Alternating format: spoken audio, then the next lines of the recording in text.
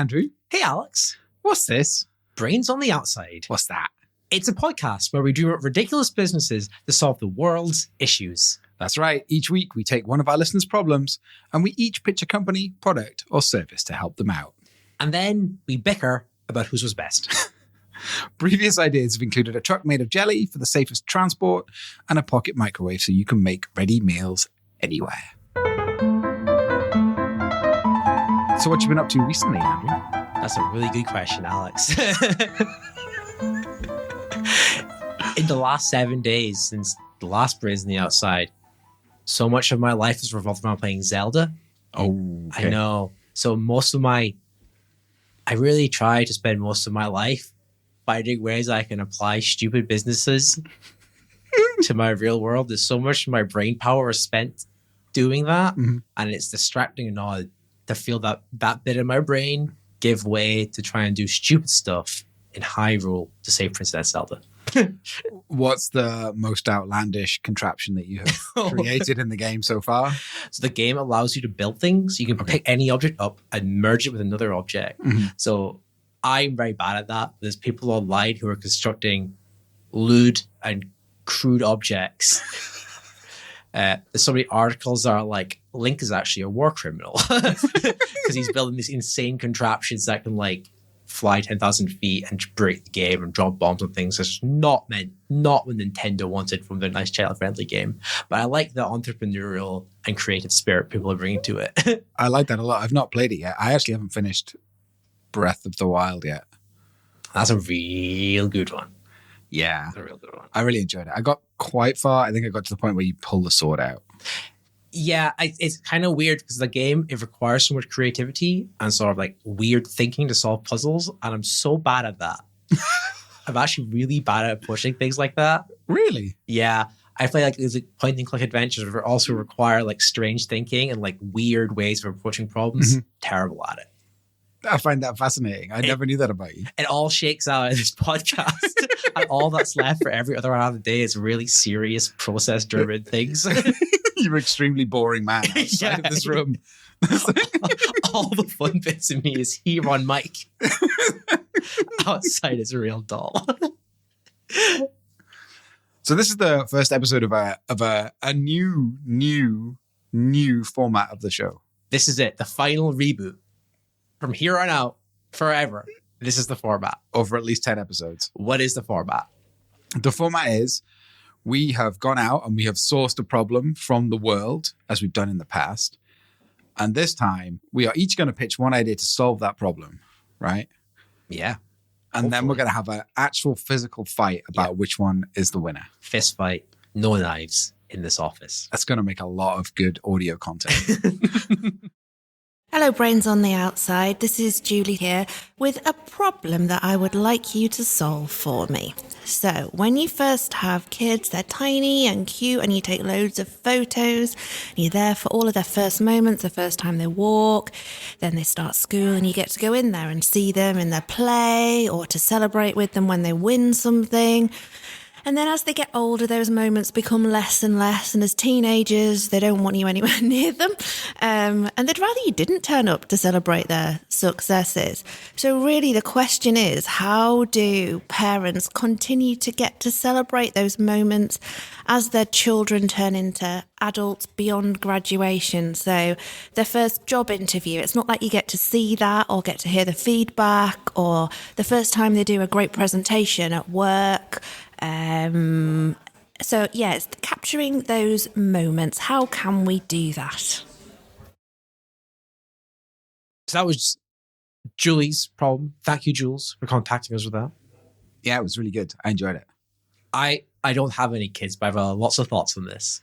Okay, I do have kids. I have no thoughts on it whatsoever. No, that's not true. It's not true. Thank God. I think it's a good problem to have. It's not something I thought about. It made me a bit sad. Oh, shit. Yeah. But my kids are quite young in comparison, so I still get to experience all their achievements. You have personal stake in this. Do you want to go first? Sure. Yeah, I'll go first. Okay. I'll go first. So where I started with this was by challenging a fundamental assumption. Okay. Which is that you can't be there. at all the times that they do amazing things. You can't be at their interview. You can't be at, when their baby's born. You can't be there at all their big achievements because you're a parent. Right. Yeah. But that's just a social norm. Right. Okay. It's just accepted that you don't take your mum to an interview. Also, you're saying it's not the enduring march of time stops you being there. Yeah. Like you have jobs, so you can't be there. It's the social norm stopping you showing up to everything your daughter does. Yeah, exactly. Yeah.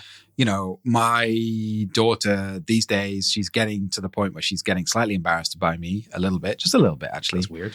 I know, it's weird, isn't it? Yeah, I'm not embarrassing at all. Okay. And, I know that by the time she's doing her first job interviews, she would be embarrassed if I was in the room. Yeah, maybe. Yeah. Yeah. It would be awkward for everybody. And the interviewers might find it a bit awkward as well. Yeah. Yeah. Sitting in the back, just waiting. Exactly. Yeah. So that was where I started, though, was that. Because there are options for me watching films of it and stuff. That's fine, But I actually want to be there. I want to be in the room. Right. Yeah.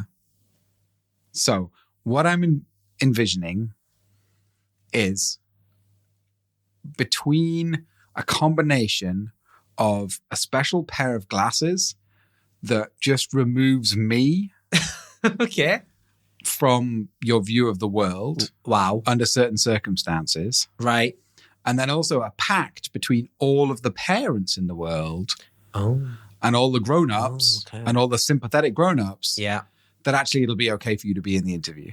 Okay. So your business sells and manufactures these glasses and also runs a large advertising campaign only at grown-ups to get them involved in this. Yeah. So the glasses can filter your parents out of the picture or your grandparents, but they also filter out all our ads out in the real world that are telling you that if you are a parent or you are someone, a guardian or someone who wants to be in an interview with someone else, everyone else is in on it. So it's a combination of the film they live. Yeah. And also like this Samsung TVs do this, or Sony TVs do this. Two people can watch the same thing, glasses on, and they see different things coming out because of the way the light's made. So there is scientific backing to this idea. Yeah. Yeah, so that's it. So everyone has to wear these glasses though? No.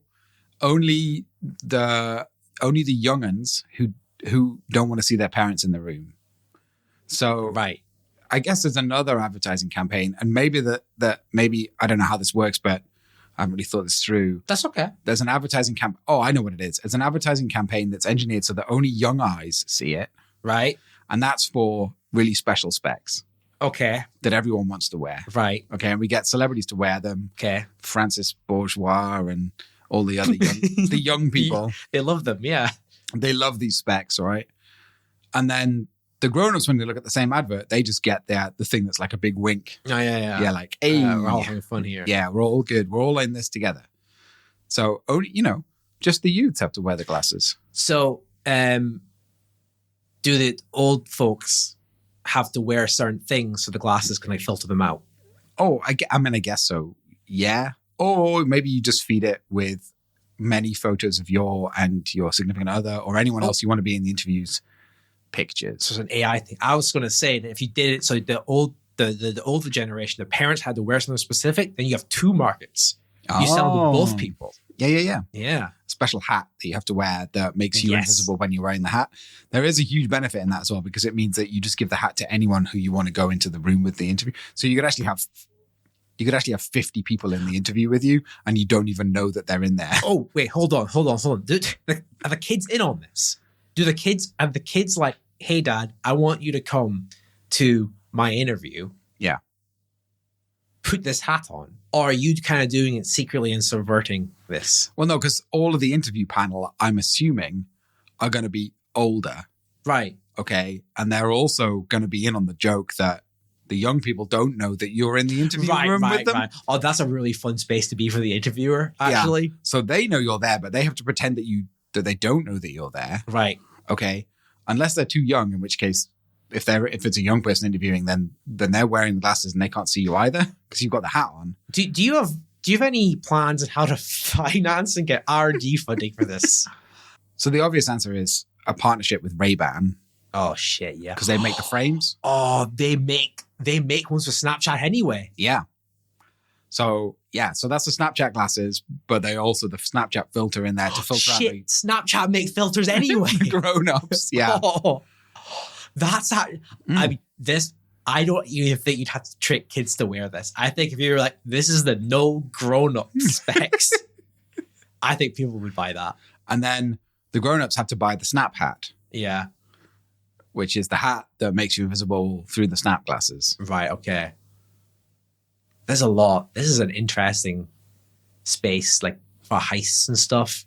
Oh, there's many other uses for this. Oh yeah. I'm sure.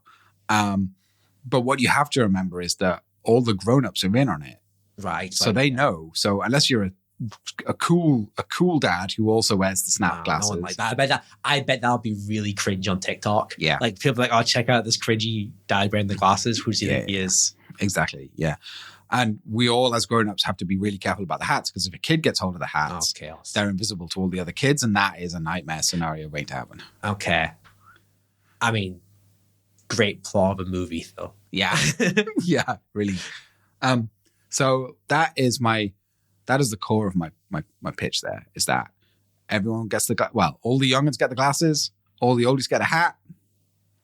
At some point, I don't know, when you become a parent or when you tip over into a certain age, you get a hat and you swap your glasses for the hat.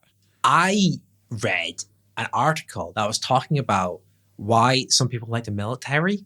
Oh yeah. And it's apparently a lot of it is that, like, if you go to university, you get a big day, so you get to graduate. Mm-hmm. But some people, and in America, you graduate high school, but some people don't get to graduate high school. Right. So there's this other route, which is the military, which they make a big fuss over you. Oh. This will reduce military uptake because people will always everyone in society gets a day not to graduate when they get the hat. Yeah.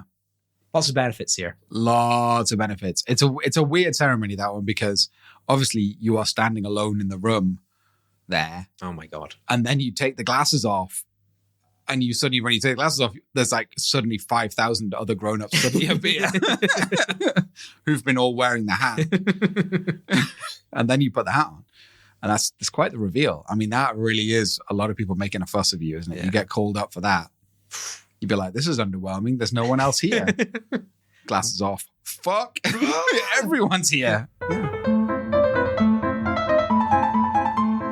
Andrew, welcome to the ad break. Yeah, we have a really good ad today. The ad break is back. The ad break is back. We lost a lot of sponsors for quite a long time. Yeah. Listeners will know we did have sponsors for a while. Yeah. But I think they just left due to the economic climate. I don't really know. I don't really know why they left us. Yeah, I don't think we did anything bad. Yeah. But I'm glad they're back. Yeah. We have a really, really exciting innovation, really exciting invention to talk about today. Okay, yeah. I haven't read the ad copy, so you're going to have to... Oh, you're going to love it. Cleaning your house, it's a real chore. Oh, I hate it. You gotta do the whole time. You have your washing machine. Yeah. Where you put your clothes. You have a dishwasher where you put your dishes. You have to have you have a shower where you put the you. Do you include yourself in the house clean? Is that once a week? This company, these boffins in Silicon Valley, have created one box, do everything in.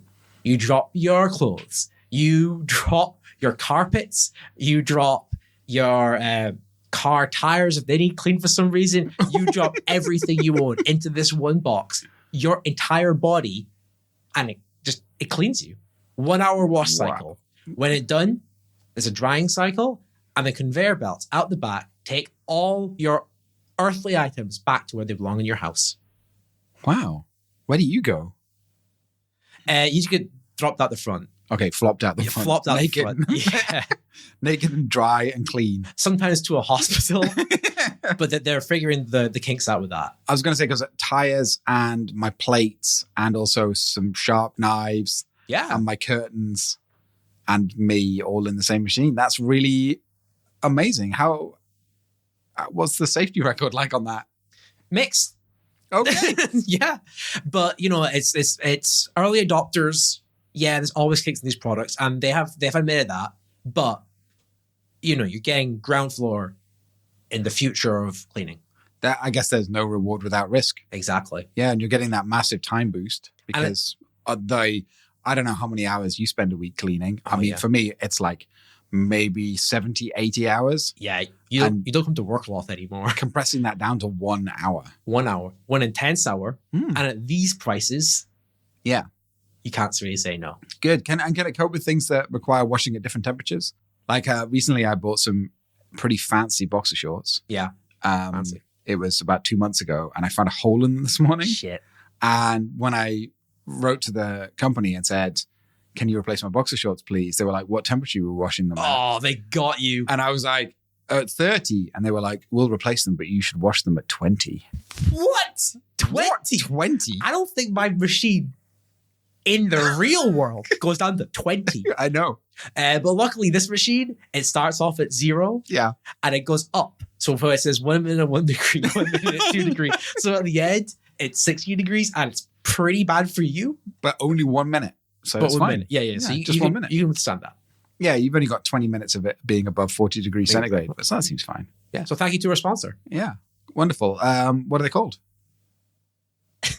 It's really weird. The copy doesn't... I must have missed that bit in the email. All right, do you want to just dig it out? And because it feels like if it's an advert, we should definitely mention the sponsor. It's called the Cleanie Box. Oh, good.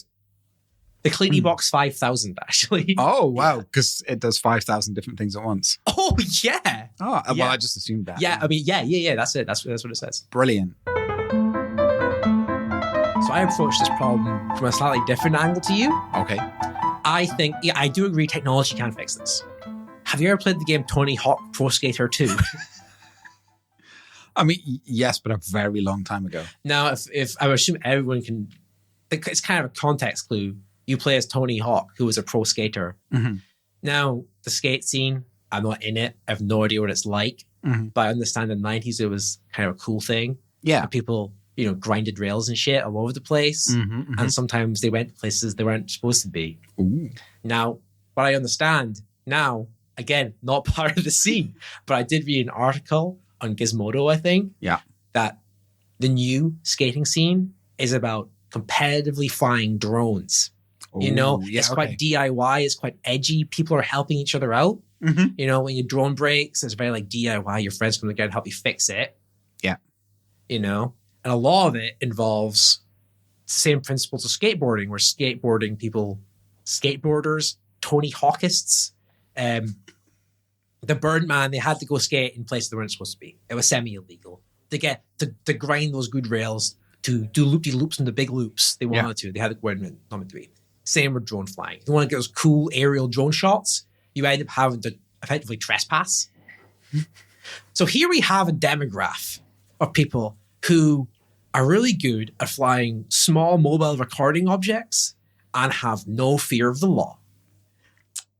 My business is going to employ these people to do sick, cool drone fly-throughs of buildings, which will also just record your children. You can then buy it back from these people. Kids, they won't care because they'll see this badass drone during their interview and they'll be like, shit, that's a dope drone. That's awesome. I hope it never leaves this room as it's doing little cool tricks as you're trying to explain why you're a really, really good choice for this role, actually. We can then go back, get this footage off, the drone and find the parent that rightfully belongs to. Wow. Yeah. So hang on, let me just get this straight. So as a parent, if my daughter's going for a job interview at Deloitte. Yep. Yeah. Do I approach you beforehand and say, hey, can you get me a drone person who's going to fly a drone through Deloitte's offices? Or are there just so many drone people out there that there's guaranteed to be one in every meeting room or someone doing a flyby of something? Now, And I just have to find the right drone pilot who will have the footage of my daughter having her interview. I feel for the ethical concerns, it's going to have to be the first option where we hire the drone pilot for the job. Okay, but, over time, a bank of this footage will naturally build up, and maybe there will be a separate service, but initially it will be you come to us, and you're like, my daughter's getting interviewed by Deloitte tomorrow, 43rd floor in some place in London, and we go out, we find a guy. Right. Okay. Yeah. I can see that working. So, and I can see from an interviewee's perspective, as a young person in a job interview at Deloitte, the drone's whipping around the room, and you're like, "This is pretty fucking cool." Sick, man. Yeah. But what about as an older interviewer in that situation, a drone's whipping around the room, and you're just like, "What the hell is this? Why is this happening?" Right. Imagine you were in this situation. Right. You wouldn't want to seem uncool to the teenager. So you'd be like, oh yeah, this drone is pretty cool. But secretly you'd be really, really pissed off. Sometimes a lot of our profits actually go to paying off the more mature people in the room to be like, please just calm down. Okay. Yeah. But our pilots, they made their living out on the streets, flying their drones covertly into places they want it to be. Mm-hmm. So we really got to pick out the best. You pay us so much money, or you would, because you're accessing quality drone pilots. And you're saying that a quality drone pilot could hide a drone inside a meeting room? Yeah, so sometimes I imagine they'll get ones trained to stick into people's hats maybe, and they'll come in like a ratatouille it a bit and slip out. That sort of stuff. Just normal, or they'll hide in the vents. No. You can fit a lot of drones to a lot of places. Yeah, that sounds okay. Yeah. That's answered one of my queries. Right. The other one is a more ethical challenge, as you've pointed out. How do you vet what occasions I can rent a drone pilot for? Well, we aren't in the business of entering into whatever weird relationship you want to record your children in. I don't, we are a service for you. Right. That's what it would work like, I think. So, but the limitation is always that it is my child. Oh, hell yeah. Okay, yeah, definitely that. It is a father-son bond. That is what we're trying to strengthen here. It's to let you, do all the things Julie wanted. Right. Okay. Yeah. So you can be there for those, passing your driving test. Yeah. Doesn't sound dangerous at all, having a little drone whipping around inside the back of the car. Well, also, you've actually pointed out a really big benefit here. Yeah. This is you ain't getting a boring shot. These drone pilots are expertly trained, sometimes by cinematographers. They'll be whipping around the car, getting cool angles. Yeah. They might even put fucking music on the back of it. Right? Yeah, there is one mode where it could be hovering in the car, but there's one where it's flying outside, whipping around. Yeah. Or super high up. Wouldn't that be really cool if it dove down? That'd be great. It doesn't sound dangerous at all, any of this stuff. What's the liability insurance on it? What's the situation there? Well, yeah, I imagine it might be dangerous, but I think at scale, this could work. Okay. If everyone was coming and getting drones, and drones were just flying around, and that was a normal thing. Yeah. Then people will get used to it. People are probably scared of trains and planes and cars at one point. Okay. And now we've learned to accept that they are dangerous. So I have one last question. Yeah. Okay. Which is, can I also give the drone pilot something to deliver to my child in the middle of their interview? Just drop them some notes? Are you trying to help them out? Yeah. I have some ethical problems with that, actually. Oh. Where we follow the prime directive of we never interfere. Okay. So we're just there to witness things and watch. Mm-hmm. But we'll never interfere. Unless this does actually make it to market, and then you pay us enough money, then we might. But I'm just trying to think whether I've got any other questions or concerns off the back of this. Oh, I have one final concern. Shoot, go for it. And that's about how distracting and noisy the drones are. Because, I've been to, places of great natural beauty, yeah. And you're standing there and there's a noise like a gigantic mosquito. Yeah. It comes out. And that's quite distracting, and it made me really angry when it happened. How are you going to deal with that? With both, I feel like you're risking really pissing off the interviewer or really distracting the interviewee in any situation. Yeah. So in some situations they can't park the drone. Okay. And again, it's kind of like you just gotta live with it, right? Like these guys, they're not just gonna sit there and let you take down their drone. You know what I mean? Like they're gonna make sure you avoid it when you try and slap it out the air. And some of these things are really big. Like you wouldn't want to try and hit it. It would take your hand clean off. We can. I imagine you get a really big drone, a telephoto lens, and be just like out of earshot. Okay, right. I see. Now, it still doesn't help me with my main concern, which is that actually in an interview situation, the interviewer will be so annoyed that they'll just call a halt to the interview. Ah. Well, that's their own prejudices, isn't it? Like, I can't account for that. I can't account for taste, you know? I think the concept of rehabilitating drone pilots, getting them into a good, steady career,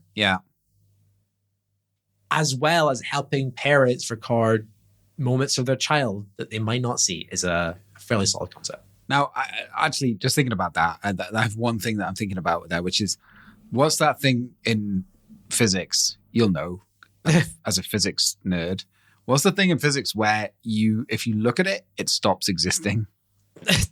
You mean like particles and quantum theory? Yeah. What is that? There's like observability principle or something. Uncertainty. Yeah. So what if by the act of observing the thing that you can't usually see, you influence the output or the outcome in a way that you didn't expect? What if, Andrew, what if nothing outside of this room that we're in at the moment exists? And by doing this, we're looking at everything and actually it doesn't. Oh, you're really baking my noodle right now. I really feel you're picking flaws in Julie's question, actually.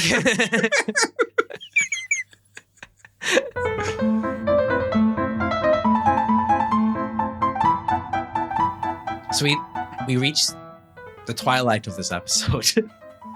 The end. The evening section. The evening section. The rapid fire. Whose idea was better? Yeah. I feel it was mine. I feel your idea is a good idea for a movie or a TV series. Uh-huh. I think it could even be prestige. I think we can make it really good. But I think practical process for mine is clearer. I think that your idea suffers from a real risk of ethical conundrums and nightmares. Yours doesn't. Well, mine actually requires you as a human being to be in the room and the other people in the room being okay with you being there. It's just your children who don't know that you are there. Who don't know. Whereas in your situation, nobody knows that you are there.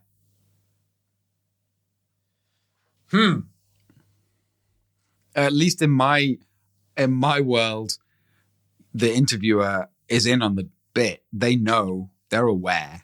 They're okay. And that's the limitation. Like you cannot be in a situation where something bad is going to happen. Whereas you could stick that drone anywhere.